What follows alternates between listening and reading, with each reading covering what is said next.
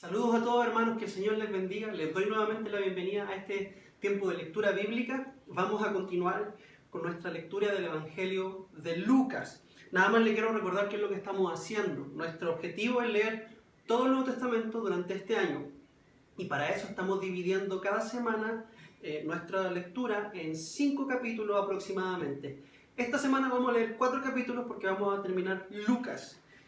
Nos quedamos en el capítulo 20 la semana pasada y hoy vamos a continuar nuestra lectura desde el capítulo 21 al 24. Así que si tiene su Biblia lista, su café listo y todo lo que usted necesite para leer, sin interrupciones y enfocado en la palabra de Dios, lo invito a que vaya conmigo al Evangelio de San Lucas, capítulo 21. Y hoy vamos a terminar este hermoso evangelio. Ha sido una bendición para mí leer Lucas, sobre todo que lo estoy leyendo en esta nueva versión que nunca antes había leído, que es la nueva traducción viviente. La verdad es que todavía no tomo una decisión acerca de si me gusta o no me gusta esta traducción, pero ha sido una bendición leerlo en una nueva forma, ¿no? En nuevas palabras. Creo que la nueva traducción viviente es una traducción buena. Es muy dinámica. Me refiero con eso a que es una interpretación, no es palabra por palabra, no está traducido palabra por palabra del lenguaje original, sino que traduce el sentido de lo que decía el texto original, o que dice el texto original. Entonces, nada, usted puede leer la versión que a usted más le acomode: Reina Valera, Biblia de las Américas, nueva versión internacional, Dios habla hoy. Así que si ya tiene su Biblia lista, empecemos a leer. Pero antes de empezar a leer, vamos a orar. Así que le vamos a dar gracias al Señor. Padre Celestial, yo te agradezco por esta instancia que tú nos has regalado para poder leer tu palabra, Señor, para enfocarnos en ti, para escuchar tu voz. Yo te pido, Señor, de que lo que hoy aprendamos cale en nuestro corazón y nos transforme. Tu palabra dice en Juan 17:17, Jesús oró por nosotros y pidió que fuéramos santificados por medio de tu verdad. Y tu palabra es la verdad que nos puede santificar. Por eso, muchas gracias, Señor. En el nombre de Jesús oramos. Amén. Amén. Comencemos. Dice así la lectura en el nombre del Señor Jesús. Capítulo 21. Mientras Jesús estaba en el templo, observó a los ricos que depositaban sus ofrendas en la caja de las ofrendas. Luego pasó una viuda pobre y echó 2 monedas pequeñas. Les digo la verdad, dijo Jesús, esta viuda pobre ha dado más que todos los demás, pues ellos dieron una mínima parte de lo que les sobraba, pero ella, con lo pobre que es, dio todo lo que tenía. Algunos de sus discípulos comenzaron a hablar acerca del majestuoso trabajo hecho en piedra del templo y de las decoraciones conmemorativas que adornaban las paredes. Pero Jesús les dijo: viene el tiempo cuando todo esto será demolido por completo. No quedará ni una sola piedra sobre otra. Maestro, le preguntaron, ¿cuándo sucederá todo esto? ¿Qué señal nos indicará que estas cosas están por ocurrir? Él les contestó: no dejen que nadie los engañe, porque muchos vendrán en mi nombre y afirmarán, yo soy el Mesías, y dirán, el tiempo ha llegado, pero no les crean. Cuando oigan de guerras y de levantamientos, no se dejen llevar por el pánico. Es verdad, esas cosas deben suceder primero, pero el fin no vendrá inmediatamente después. Luego agregó, una nación entrará en guerra con otra, y un reino con otro reino. Habrá grandes terremotos, hambres y plagas en muchos países, y sucederán cosas aterradoras y grandes señales milagrosas del cielo. Pero antes de que ocurra todo eso, habrá un tiempo de gran persecución. Los arrastrarán a las sinagogas y a las prisiones, y serán sometidos a juicio ante reyes y gobernantes, todo por ser mis seguidores. Pero esa será una oportunidad para que ustedes les hablen de mí.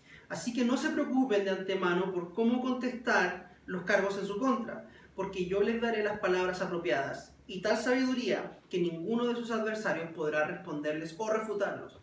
Aún sus seres más cercanos, padres, hermanos, familiares y amigos, los traicionarán. Incluso a algunos de ustedes los matarán. Todos los odiarán por ser mis seguidores. pero ni un solo cabello de su cabeza perecerá. Al mantenerse firmes, ganarán su alma. Cuando vean a Jerusalén rodeada de ejércitos, entonces sabrán que ha llegado el tiempo de su destrucción. Entonces, los que estén en Judea, huyan a las colinas. Los que estén en Jerusalén deben salir, y los que estén en el campo no deben volver a la ciudad, pues serán días de la venganza de Dios, y las palabras proféticas de la Escritura se cumplirán. Qué terribles serán esos días para las mujeres embarazadas y para las madres que amamantan, pues habrá desastres en la tierra y gran enojo contra este pueblo. Los matarán a espada y serán enviados cautivos a todas las naciones del mundo, y Jerusalén será pisoteada por los gentiles, hasta que el tiempo de los gentiles llegue a su fin. Y habrá señales extrañas en el sol y en la luna y en las estrellas.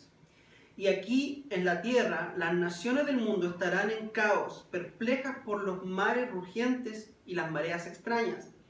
La gente quedará aterrada de lo que verá venir sobre la tierra, porque los poderes de los cielos serán sacudidos. Entonces todos verán al Hijo del Hombre venir en una nube con poder y gran gloria. Por lo tanto, cuando todas estas cosas comiencen a suceder, pónganse de pie y levanten la mirada, porque la salvación está cerca. Luego les dio la siguiente ilustración. Fíjense en la higuera o en cualquier otro árbol. Cuando brotan las hojas sin que nadie les diga a ustedes, saben que el verano se acerca. De la misma manera, cuando vean que suceden todas estas cosas, sabrán que el reino de Dios está cerca. Les digo la verdad, no pasará esta generación hasta que hayan sucedido todas estas cosas. El cielo y la tierra desaparecerán, pero mis palabras no desaparecerán jamás. Tengan cuidado, no dejen que su corazón se entorpezca con parrandas y borracheras, ni por las preocupaciones de esta vida. No dejen que ese día los agarre desprevenidos, como una trampa, pues ese día vendrá sobre cada ser viviente de la tierra. Manténganse siempre alerta y oren para que sean suficientemente fuertes para escapar de los horrores que vendrán y para presentarse delante del Hijo del Hombre. Capítulo 22. Se acercaba el festival de los panes sin levadura, también llamado Pascua.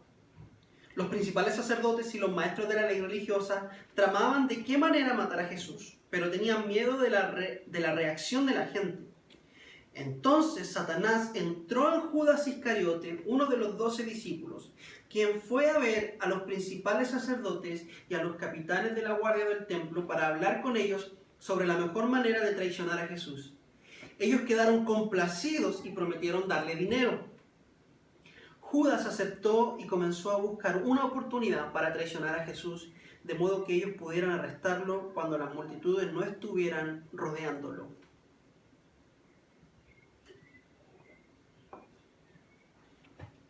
Llegó el festival de los panes sin levadura, cuando se sacrificaba el cordero de la Pascua. Jesús mandó que Pedro y Juan se adelantaran y les dijo: vayan y preparen la cena de Pascua para que podamos comerla juntos. ¿Dónde quieres que la preparemos?, le preguntaron. Él contestó: en cuanto entren en Jerusalén, les saldrá al encuentro un hombre que lleva un cántaro de agua. Síganlo. En la casa donde él entre, díganle al dueño: el maestro pregunta, ¿dónde está el cuarto de huéspedes en el que puedo comer la cena de Pascua con mis discípulos? Él lo llevará a un cuarto grande en el piso de arriba, que ya está listo. Allí deben preparar nuestra cena. Ellos fueron a la ciudad y encontraron todo como Jesús les había dicho, y allí prepararon la cena de Pascua. Cuando llegó la hora, Jesús y los apóstoles se sentaron juntos a la mesa. Jesús dijo: he tenido muchos deseos de comer esta Pascua con ustedes antes de que comiencen mis sufrimientos. Pues ahora les digo que no volveré a comerla hasta que su significado se cumpla en el reino de Dios. Luego tomó en sus manos una copa de vino, le dio gracias a Dios por ella. Entonces dijo: tomen esto, repártanlo entre ustedes, pues no volveré a beber vino hasta que venga el reino de Dios. Tomó un poco de pan y dio gracias a Dios por él. Luego lo partió en trozos, lo dio a sus discípulos y dijo: Esto es mi cuerpo, el cual es entregado por ustedes. Hagan esto en memoria de mí. Después de la cena, tomó en sus manos otra copa de vino y dijo: esta copa es el nuevo pacto entre Dios y su pueblo, un acuerdo confirmado con mi sangre, la cual es derramada como sacrificio por ustedes. Pero aquí, en esta mesa, sentado entre nosotros, como un amigo, está el hombre que me traicionará. Pues está establecido que el Hijo del Hombre tiene que morir. Pero ¿qué aflicción le espera a aquel que lo traiciona? Los discípulos comenzaron a preguntarse unos a otros, ¿quién sería capaz de hacer semejante cosa? Después comenzaron a discutir quién sería el más importante entre ellos. Jesús les dijo: en este mundo, los reyes y los grandes hombres tratan a sus pueblos con prepotencia. Sin embargo, son llamados amigos del pueblo. Pero entre ustedes será diferente. El más importante de ustedes deberá tomar el puesto más bajo y el líder debe ser como un sirviente. ¿Quién es más importante? ¿El que se sienta a la mesa o el que la sirve? El que se sienta a la mesa, por supuesto, pero en este caso no, pues yo estoy entre ustedes como uno que sirve. Ustedes han estado conmigo durante mis tiempos de prueba. Así como mi Padre me concedió un reino, yo ahora les concedo el derecho de comer y beber a mi mesa en mi reino. Y se sentarán sobre tronos y juzgarán a las 12 tribus de Israel. Simón, Simón, Satanás ha pedido zarandear a cada uno de ustedes como si fuera trigo. Pero yo he rogado en oración por ti, Simón, para que tu fe no falle, de modo que cuando te arrepientas y vuelvas a mí, fortalezcas a tus hermanos. Pedro le dijo: Señor, estoy dispuesto a ir a prisión contigo y aún a morir contigo. Jesús le respondió: Pedro, déjame decirte algo. Mañana por la mañana, antes de que cante el gallo, negarás 3 veces que me conoces. Entonces Jesús les preguntó: cuando los envié a predicar la buena noticia y no tenían dinero ni bolso de viaje ni otro par de sandalias, ¿les faltó algo? No, respondieron ellos. Pero ahora les digo, tomen su dinero y un bolso de viaje, y si no tienen espada, vendan su manto y compren una. Pues ha llegado el tiempo en que se cumpla la siguiente profecía acerca de mí. Fue contado entre los rebeldes. Así es, todo lo que los profetas escribieron acerca de mí se cumplirá. Mira, Señor, le respondieron, contamos con 2 espadas entre nosotros. Es suficiente, les dijo. Luego, acompañado por sus discípulos, Jesús salió del cuarto en el piso de arriba y, como de costumbre, fue al monte de los olivos. Allí les dijo: oren para que no cedan a la tentación. Se alejó a una distancia como de un tiro de piedra, se arrodilló y oró: Padre, si quieres, te pido que quites esta copa de sufrimiento de mí. Sin embargo, quiero que se haga tu voluntad, no la mía. Entonces apareció un ángel del cielo y lo fortaleció. Oró con más fervor y estaba en tal agonía de espíritu que su sudor caía a tierra como grandes gotas de sangre. Finalmente se puso de pie y regresó donde estaban sus discípulos, pero los encontró dormidos, exhaustos por la tristeza. ¿Por qué duermen?, les preguntó. Levántense y oren para que no cedan ante la tentación. Mientras Jesús hablaba, se acercó una multitud liderada por Judas, uno de los 12 discípulos. Judas caminó hacia Jesús para saludarlo con un beso. Entonces Jesús le dijo: Judas, ¿con un beso traicionas al Hijo del Hombre? Cuando los otros discípulos vieron lo que estaba por suceder, exclamaron: Señor, ¿peleamos? Trajimos las espadas. Y uno de ellos hirió al esclavo del sumo sacerdote, cortándole la oreja derecha. Pero Jesús dijo: ¡basta! Y tocó la oreja del hombre y lo sanó. Entonces Jesús habló a los principales sacerdotes y a los capitanes de la guardia del templo y a los ancianos que habían venido a buscarlo. ¿Acaso soy un peligroso revolucionario para que vengan con espadas y palos a arrestarme? Les preguntó. ¿Por qué no me arrestaron en el templo? Estuve allí todos los días, pero este es el momento de ustedes, el tiempo en que reina el poder de la oscuridad. Entonces lo arrestaron y lo llevaron a la casa del sumo sacerdote, y Pedro lo siguió de lejos. Los guardias encendieron una fogata en medio del patio y se sentaron alrededor, y Pedro se sumó al grupo. Una sirvienta lo vio a la luz de la fogata y comenzó a mirarlo fijamente. Y por fin dijo: este hombre era uno de los seguidores de Jesús. Pero Pedro lo negó. Mujer, ni siquiera lo conozco. Después de un rato alguien más lo vio y dijo: seguramente tú eres uno de ellos. No, hombre, no lo soy, contestó.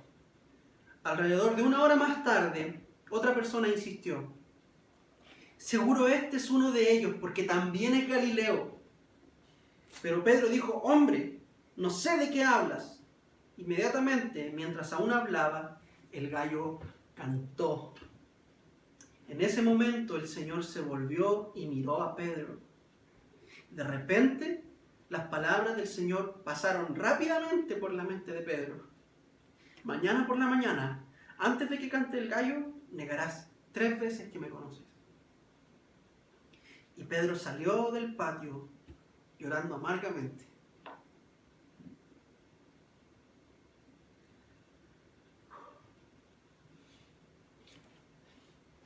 Los guardias que estaban a cargo de Jesús comenzaron a burlarse de él y a golpearlo. Le vendaron los ojos y le decían: profetízanos, ¿quién te golpeó esta vez? Y le lanzaban todo tipo de insultos. Al amanecer, todos los ancianos del pueblo se reunieron, incluidos los principales sacerdotes y los maestros de la ley religiosa.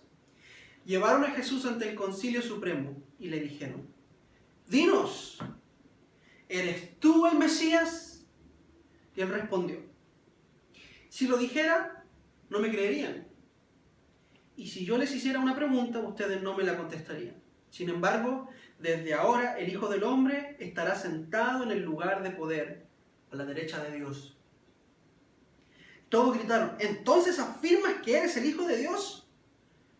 Él contestó: ustedes dicen que lo soy.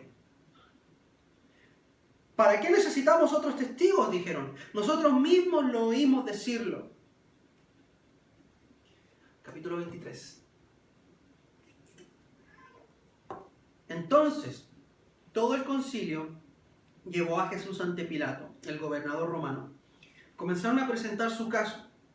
Este hombre ha estado llevando al pueblo por mal camino al decirles que no paguen los impuestos al gobierno romano, y al afirmar que él es el Mesías, un rey.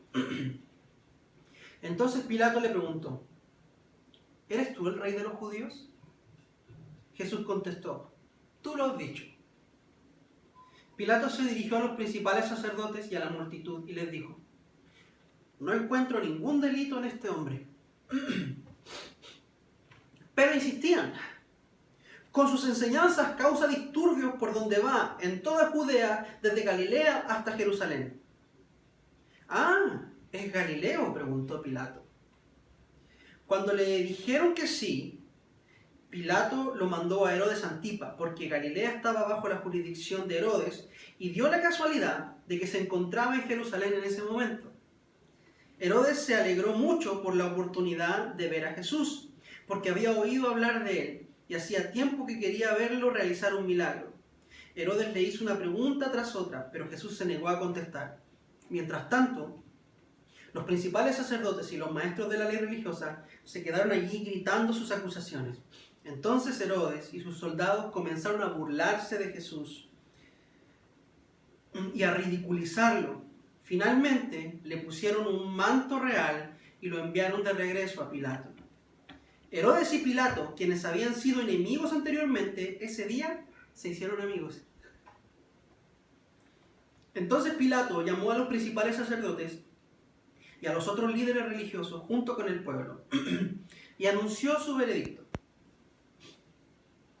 Me trajeron a este hombre porque lo acusan de encabezar una revuelta, Detenidamente lo he examinado al respecto en presencia de ustedes y lo encuentro inocente. Herodes llegó a la misma conclusión y me lo devolvió.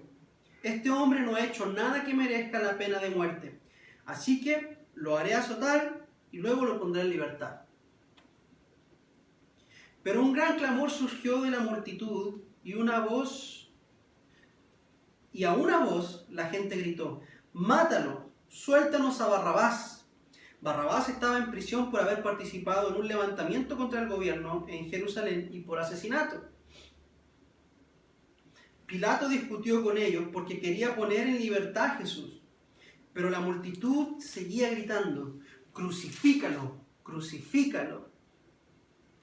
Por tercera vez insistió Pilato: ¿por qué? ¿Qué crimen ha cometido?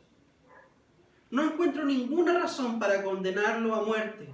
Lo haré azotar y luego lo soltaré.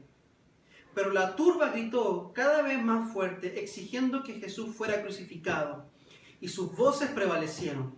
Entonces Pilato sentenció a Jesús a muerte, como la gente lo reclamaba. Como habían pedido, puso en libertad a Barrabás, el que estaba preso por levantamiento y asesinato, y les entregó a Jesús para que hicieran con él como quisieran.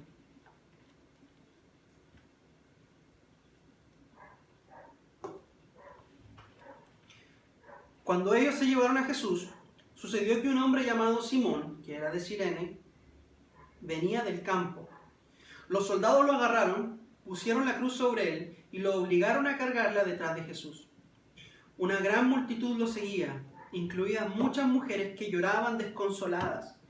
Entonces Jesús se dio la vuelta y les dijo: hijas de Jerusalén, no lloren por mí.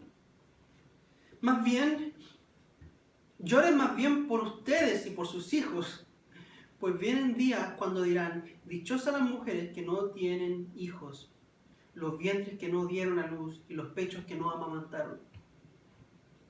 La gente suplicará a los montes: caigan sobre nosotros, y rogarán a las colinas: entiérrennos.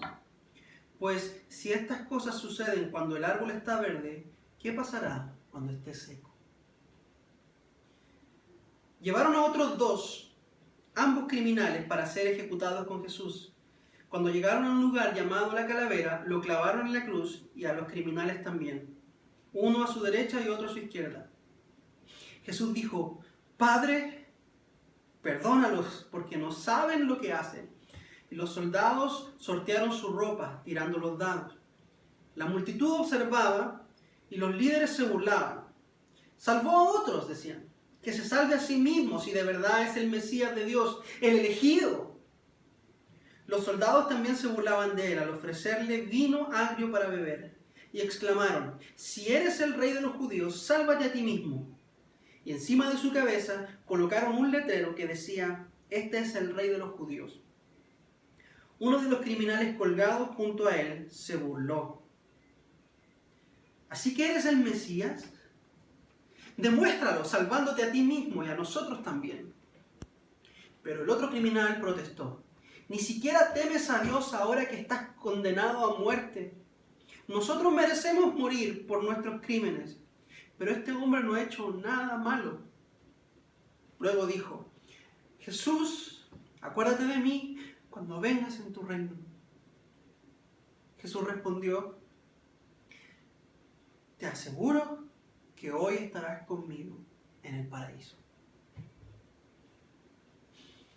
Ya era alrededor del mediodía y la tierra se llenó de oscuridad hasta las 3 de la tarde.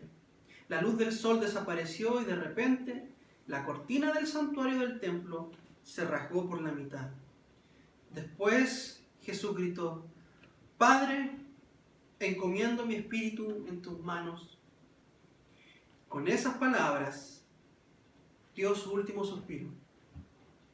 Cuando el oficial romano encargado de la ejecución vio lo que había sucedido, adoró a Dios y dijo: este hombre era inocente de verdad. Y cuando todas las multitudes que habían venido a observar la ejecución vieron lo que había sucedido, regresaron a casa con gran dolor. Pero los amigos de Jesús, incluidas las mujeres que lo habían seguido desde Galilea, se quedaron mirando de lejos. Había un hombre bueno y justo llamado José. Era miembro del Concilio Supremo Judío, pero no había estado de acuerdo con la decisión y las acciones de los otros líderes religiosos. Era de la ciudad de Judea llamada Arimatea y esperaba la venida del reino de Dios. Fue a Pilato y le pidió el cuerpo de Jesús. Luego bajó el cuerpo de la cruz, lo envolvió en un largo lienzo de lino y lo colocó en una tumba nueva que había sido tallada en la roca. Esto sucedió el viernes por la tarde, el día de preparación, cuando el día de reposo estaba por comenzar. Mientras llevaban el cuerpo, las mujeres de Galilea iban detrás y vieron la tumba donde lo colocaron. Luego fueron a sus casas y prepararon especias y ungüentos para ungir el cuerpo de Jesús. Pero cuando terminaron, ya había comenzado el día de descanso, así que descansaron como ordena la ley. Capítulo 24. Aquí terminamos, Lucas, hermano. ¿Listos? Dice capítulo 24. El domingo, muy temprano por la mañana, las mujeres fueron a la tumba, llevando las especias que habían preparado. Encontraron que la piedra de la entrada estaba corrida a un costado. Entonces entraron, pero no encontraron el cuerpo del Señor Jesús. Mientras estaban allí perplejas, de pronto aparecieron dos hombres vestidos con vestiduras resplandecientes. Las mujeres quedaron aterradas y se inclinaron rostro en tierra. Entonces los hombres preguntaron: ¿por qué buscan entre los muertos a alguien que está vivo? Él no está aquí. Ha resucitado. Recuerden lo que les dijo en Galilea, que el Hijo del Hombre debía ser traicionado y entregado en manos de hombres pecadores y ser crucificado, y que resucitaría al tercer día. Entonces ellas recordaron lo que Jesús había dicho. Así que regresaron corriendo de la tumba a contarle a los 11 discípulos y a todos los demás lo que había sucedido. Fueron María Magdalena, Juana, María, la madre de Santiago, y varias mujeres más, quienes contaron a los apóstoles lo que pasó. Pero a los hombres el relato les pareció una tontería y no le creyeron. Sin embargo, Pedro se levantó de un salto y corrió a la tumba para ver por sí mismo. Agachándose, miró hacia adentro y vio solo los lienzos de lino vacíos. Luego regresó a la casa preguntándose qué habría ocurrido. Ese mismo día, dos de los seguidores de Jesús iban camino al pueblo de Emaús, a unos 11 kilómetros de Jerusalén. Al ir caminando, hablaban acerca de las cosas que habían sucedido. Mientras conversaban y hablaban, de pronto Jesús mismo se apareció y comenzó a caminar con ellos. Pero Dios impidió que lo reconocieran. Él les preguntó: ¿de qué vienen discutiendo tan profundamente por el camino? Se detuvieron de golpe con sus rostros cargados de tristeza. Entonces uno de ellos, llamado Cleofas, contestó: tú debes ser la única persona en Jerusalén que no oyó acerca de las cosas que han sucedido allí en los últimos días. ¿Qué cosas?, preguntó Jesús. Las cosas que le sucedieron a Jesús, el hombre de Nazaret, le dijeron. Era un profeta que hizo milagros poderosos y también era un gran maestro a los ojos de Dios y de todo el pueblo. Sin embargo, los principales sacerdotes y otros líderes religiosos lo entregaron para que fuera condenado a muerte y lo crucificaron. Nosotros teníamos la esperanza de que fuera el Mesías, que había venido para rescatar a Israel. Todo esto sucedió hace 3 días. No obstante, algunas mujeres de nuestro grupo de seguidores fueron a su tumba esta mañana temprano y regresaron con noticias increíbles. Dijeron que el cuerpo había desaparecido y que habían visto a ángeles, quienes les dijeron que Jesús está vivo. Algunos de nuestros hombres corrieron para averiguarlo y efectivamente el cuerpo no estaba, tal como las mujeres habían dicho. Entonces Jesús les dijo: ¡qué necios son! Les cuesta tanto creer todo lo que los profetas escribieron en la Escritura. ¿Acaso no profetizaron claramente que el Mesías tendría que sufrir todas esas cosas antes de entrar en su gloria? Entonces Jesús los guió por los escritos de Moisés y de todos los profetas, explicándoles lo que las escrituras decían acerca de sí mismo. Para entonces ya estaban cerca de Emaús y del final del viaje. Jesús hizo como que iba a seguir adelante, pero ellos le suplicaron: quédate con nosotros esta noche, ya que se está haciendo tarde. Entonces los acompañó a la casa. Al sentarse a comer, tomó el pan, lo bendijo, luego lo partió y se lo dio a ellos. De pronto se les abrieron los ojos y lo reconocieron. Y en ese instante Jesús desapareció. Entonces se dijeron el uno al otro: ¿no ardía nuestro corazón cuando nos hablaba en el camino y nos explicaba las Escrituras? En menos de una hora estaban de regreso a Jerusalén. Allí encontraron a los 11 discípulos y a los otros que se habían reunido con ellos, quienes decían: el Señor ha resucitado, de verdad, se le apareció a Pedro. Luego, los dos de Emaús les contaron cómo Jesús se les había aparecido mientras iban por el camino y cómo lo habían reconocido cuando partió el pan. Entonces, justo mientras contaban la historia, de pronto Jesús mismo apareció de pie en medio de ellos. La paz sea con ustedes, les dijo. Pero todos quedaron asustados y temerosos. Pensaban que veían un fantasma. ¿Por qué están asustados?, les preguntó. ¿Por qué tienen el corazón lleno de dudas? Miren mis manos, miren mis pies. Pueden ver que de veras soy yo.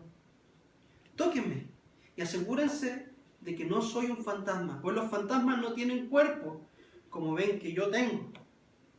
Mientras hablaba, él les mostró sus manos y sus pies. Aún así, ellos seguían sin creer, llenos de alegría y asombro. Entonces les preguntó: ¿tienen aquí algo para comer? Le dieron un pedazo de pescado asado y él lo comió mientras ellos miraban. Entonces dijo: cuando estaba con ustedes antes, les dije que tenía que cumplirse todo lo escrito acerca de mí en la ley de Moisés, en los profetas y en los salmos. Entonces les abrió la mente para que entendieran la escritura y dijo: efectivamente, se escribió hace mucho tiempo que el Mesías debería sufrir, morir y resucitar al tercer día. También se escribió que este mensaje se proclamaría con la autoridad de su nombre a todas las naciones, comenzando con Jerusalén. Hay perdón de pecados para todos los que se arrepientan. Ustedes son testigos de todas estas cosas. Ahora enviaré el Espíritu Santo, tal como prometió mi Padre. Pero quédense aquí, en la ciudad, hasta que el Espíritu Santo venga y los llene con poder del cielo. Entonces Jesús los llevó a Betania, levantó sus manos al cielo y los bendijo. Mientras los bendecía, los dejó y fue levantado al cielo.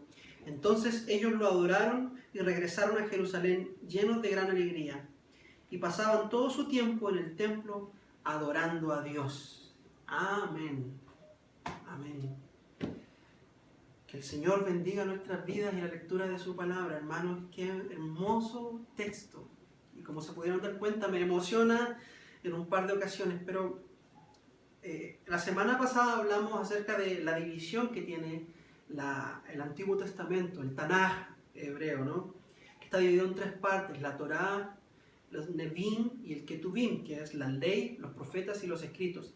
Y esto es lo que Jesús dice, que tanto en la ley de Moisés, en el versículo 44 de este último capítulo, que en la ley de Moisés, en los profetas y en los salmos, en esas tres secciones, se habla acerca del Mesías, se habla acerca de los sufrimientos de Cristo, que fue anunciado por todos los profetas prácticamente del Antiguo Testamento y por todos los que escribieron en el Antiguo Testamento. Fue anunciado los sufrimientos del Señor, que la muerte de Cristo no fue un accidente en la historia, no se le escapó a Dios de las manos, no fue asesinado por los fariseos, fue un plan divino para redimir a un pueblo del cual usted y yo somos parte.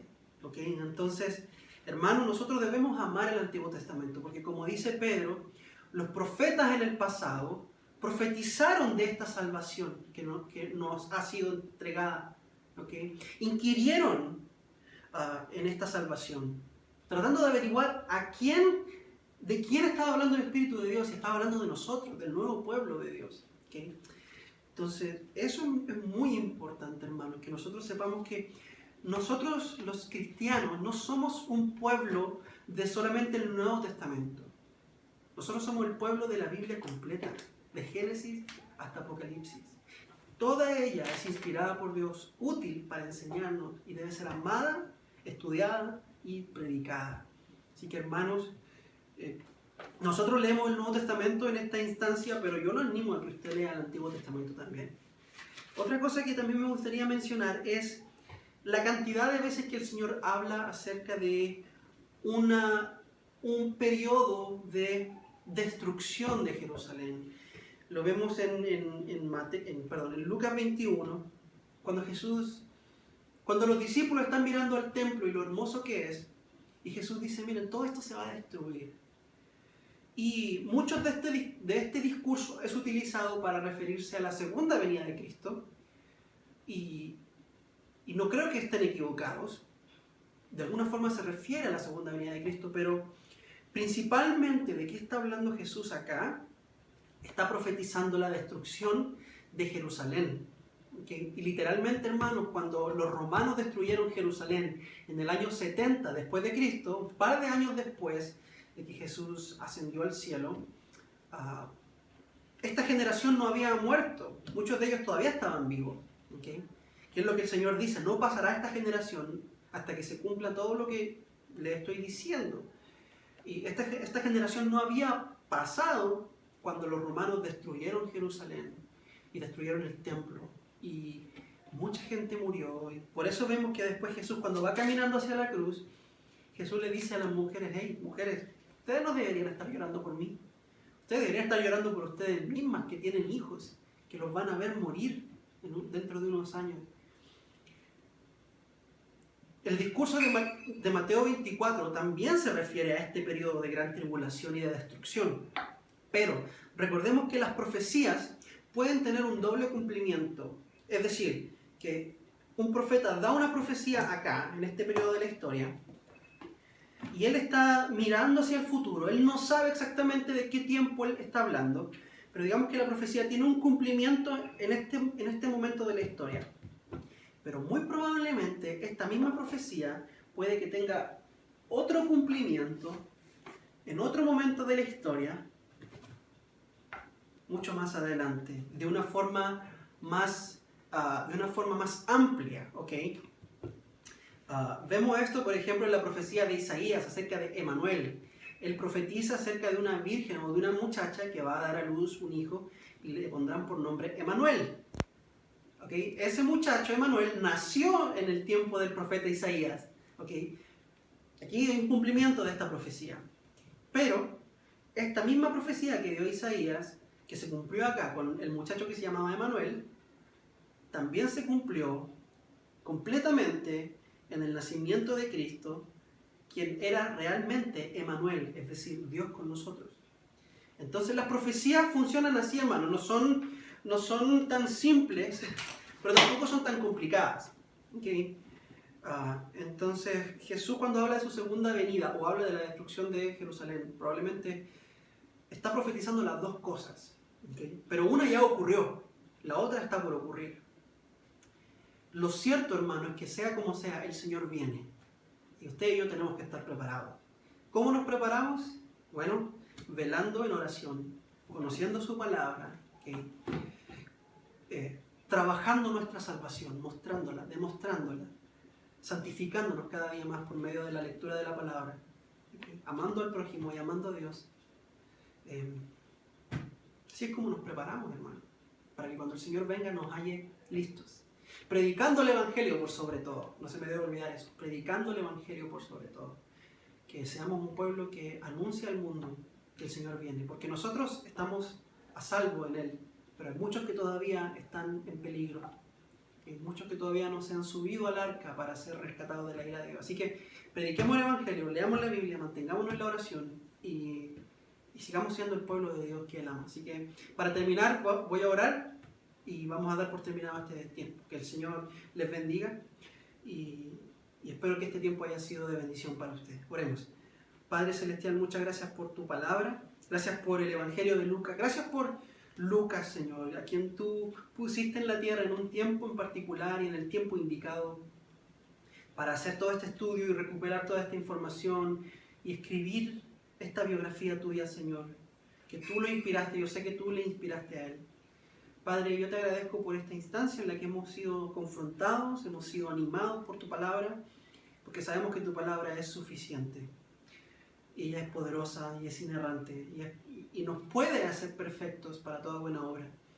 Yo te pido que bendigas a mis hermanos, Señor, y que bendigas sus vidas y que sigas abriendo nuestro entendimiento para conocerte aún más.